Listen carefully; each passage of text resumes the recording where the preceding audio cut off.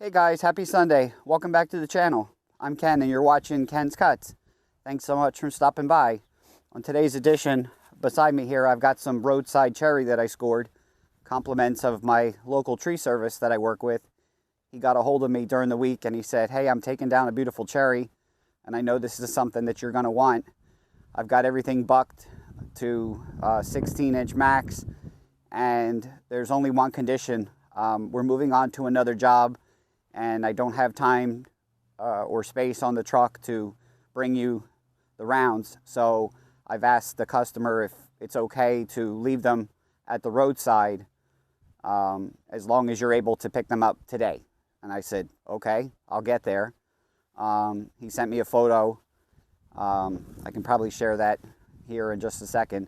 But anyway, I went over to the customer's residence right here in town, loaded up this cherry onto my hitch tray and brought it all back. It is cut to 16 inches. And in a recent video, I talked about Arthur, who has a homemade smoker and does a lot of pork product. And he's asked for some small barkless splits of 8 to 10 inches. So I've got a few pieces here that are already at 8 inches. And I've got some others that are 16. So what I plan to do today is pick through these. There's actually some maple and some cherry. Pick out the cherry pieces, buck them in half to 8 or 9 inches, and then run them through the splitter. And all of the barkless centers, I'm actually going to throw into some milk crates that I recycle, because stacking 8-inch splits is just not something I think I want to do. And it's a beautiful day today. There isn't a cloud in the sky. It's about 37 degrees. We had a ton of rain, probably about 3 inches of rain between Friday and Saturday.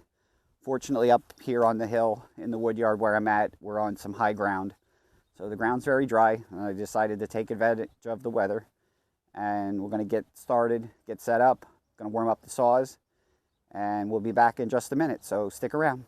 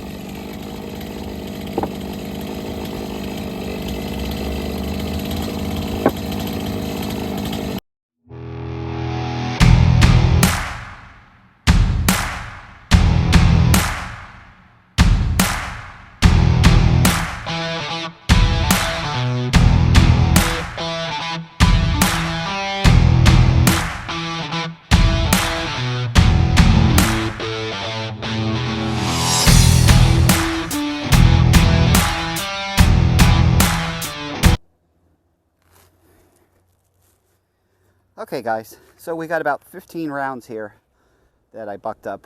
1 or 2 of them was already set to 8 inches, and the rest of them, believe it or not, were all cut at 16. For once, the tree service actually was reading my mind and cut at 16. I'm only 5'9". I've got small hands, and my hand width is 8 inches, so it's an easy, quick measurement. 2/8, boom, 16. And anyway, so what I'm intending to do here is slab off the outsides, and anything that's holding bark is going to go in the wheelbarrow and be sold as fire pit wood. The center heartwood is what Arthur's after for his smoker, and I'll be taking all the centers out of that, and I'll be cutting small 2 to 3 inch smoker offsets. May actually go a little bit smaller for Arthur because his smoker his heat box is actually a piece of pipe, and he lays the splits in there. So I may go a little bit smaller on these. I don't think he'll mind. So it's quite a bit of work. I've got my carabiner and my stroke limiter set, so that'll shorten it up. But once I get these cut into some chunks, I just hold them with my hand and make multiple splits, and I'll throw them in the crate. So let's get started.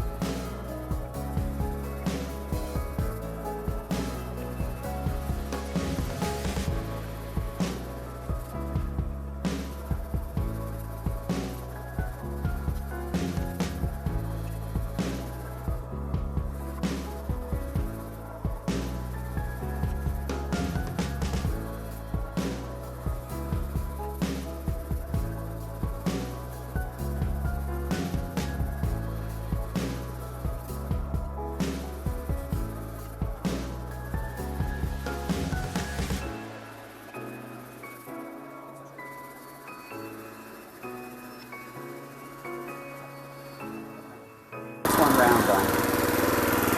I'll take you over and show you. Let me shut the machine off.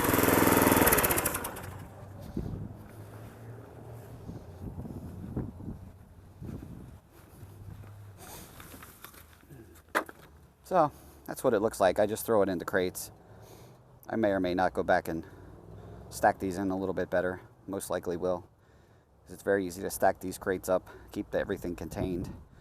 Because with these 8-inch splits on a pallet, keeping them stacked is going to kind of be like herding cats. They're going to be all over the place. So I'll take care of that off camera. I'm not going to bore you guys, but that's the day in the life of cherry splits, start to finish. From bucked up to cut into chunks and slabs of bark stripped away, and that's what we're left with.